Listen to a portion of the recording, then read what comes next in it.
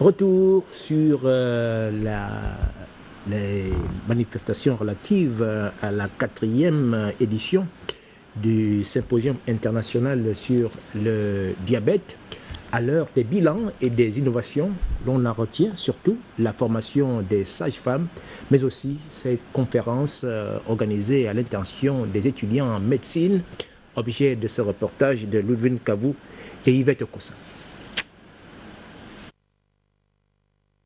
Pour sa 4e édition consécutive, le Symposium international sur le diabète en Afrique met un accent particulier sur la formation. Il est donc tout à fait normal qu'en plus de la formation qui est déjà la vôtre, nous puissions toutes aspirer à un renforcement de capacité en la matière.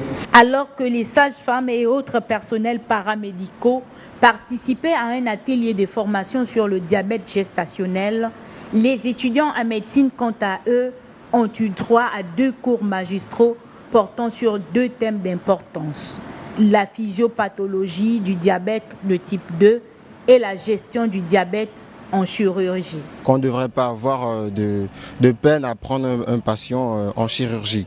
Notamment également pour les petites chirurgies, qu'on ne devrait pas hésiter à poser des points de suture si cela est nécessaire, tant bien que voilà, le patient est surglycémique, qu'on ne devrait pas avoir ce petit doute-là. Donc il n'y a vraiment aucun problème qu'on les fasse leur point de suture si c'est nécessaire. Donc, cet apport que la Fondation Amissa Bongo nous fait aujourd'hui, c'est vraiment un plus pour la formation de la sage-femme.